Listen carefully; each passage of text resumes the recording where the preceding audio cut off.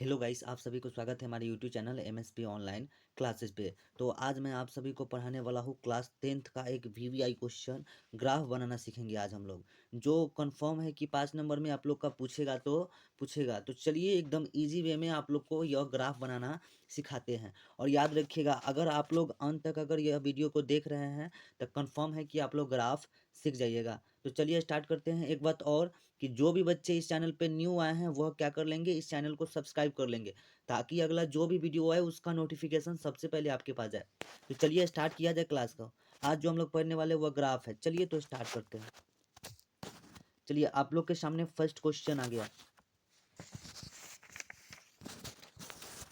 Question क्या है सभी बच्चे देखेंगे। क्वेश्चन आपका ऐसे ही पूछेगा। क्वेश्चन क्या है कि क्वेश्चन आपका है कि रैखिक समीकरण योग में एक्स प्लस 3y बराबर 6 है तथा 2x प्लस 3y बराबर 12 है का आलेख खींचे और हल करें।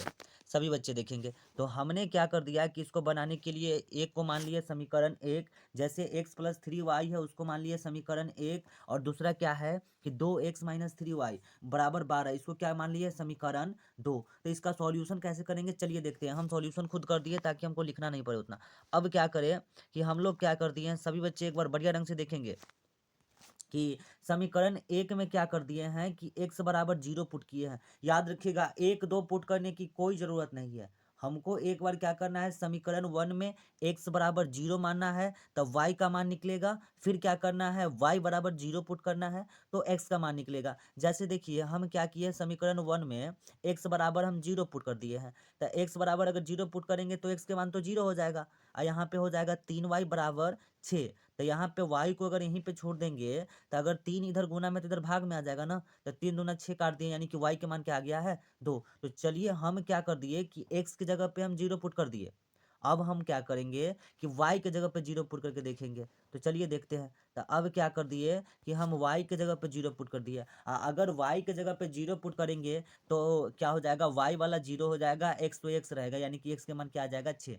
देखिए एक बार और देख लेते हैं हम लोग कि हम x प्लस 3y बराबर 6 में क्या कर दिए हैं कि x बराबर 0 पुट किए हैं, तब y के मान हमको आया है 2। और दूसरे बात क्या है कि y बराबर 0 पुट किए हैं तो हमको x के मान क्या आया है, 6 आया है।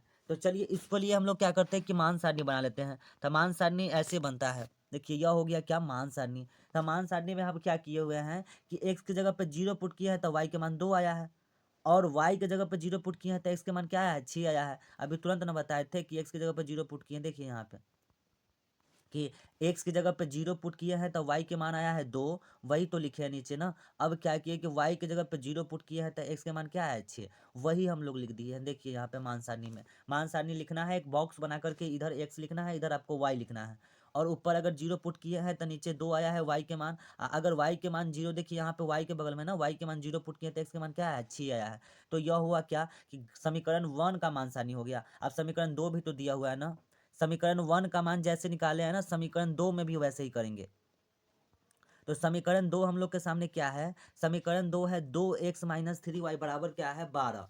2x-3y बराबर क्या है 12। तो हम क्या कर दिए कि समीकरण 2 में भी जिस प्रकार समीकरण 1 में x बराबर 0 पुट किए थे ना पहले, उसी प्रकार समीकरण 2 में भी x बराबर क्या पुट कर देंगे, 0। तो अगर x बराबर पुट करेंगे 0 तो x के मान तो ये 0 हो जाएगा, बचेगा -3y।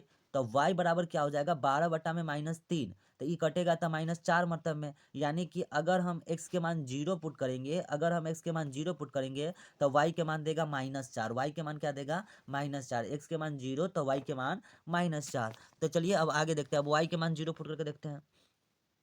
अगर जब हम y के मान 0 पुट करेंगे तो y बराबर 0 हो जाएगा, y वाला ये x बराबर 2x बच जाएगा। तो इधर x लिखेंगे तो 2 इधर गुना में इधर भाग में आ जाएगा। तो यहाँ पे 2 से 12 को 6 मरतब में काट देगा, तो x के मान यहाँ पे क्या आ गया, 6 आ गया। तो उसी प्रकार यहाँ पे देख लीजिए ना, यहाँ पे क्या आ गया कि अगर हम x के मान 0 पुट किए हैं, x के मान 0 पुट किए हैं तो y के मान -4। तो यहाँ पे देख लीजिए मान सारणी भी x के मान 0 पुट किए हैं, y के मान क्या आ गया, -4 आ गया ना। फिर देखिए हम y के मान क्या पुट किए हैं, तो y के मान हम 0 पुट किए हैं। देखिए यहाँ पे बताया गया है y के मान अगर 0 पुट किए हैं तो हमें x के मान क्या आया है, 6 आया है। तो यहाँ पे देख सकते हैं कि y के मान हम 0 यहाँ पे मान सारणी में पुट किए हैं तो x के मान क्या आ गया है, 6 आ गया है। तो हमें दो मान सारणी मालूम चल गया ना।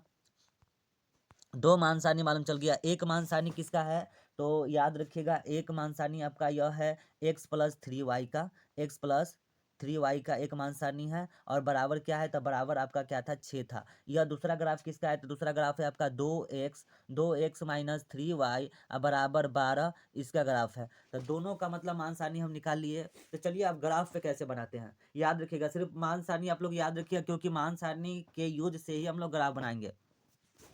तो चलिए ग्राफ देखते हैं। अब ग्राफ क्या है, देखिए यहाँ पे हम पहले ही इसको बना के रख दिए हुए हैं, ताकि मतलब कोई कंफ्यूजन नहीं हो। यानी कि इसमें देखिएगा ग्राफ में क्या होता है कि ग्राफ में एक आपका एक्स का होता है, एक एक्स डैश होता है। एक्स तरफ क्या होता है कि सारा प्लस वाला संख्या होता है, और एक्स डैश तरफ क्या होता है, माइनस वाली संख्या।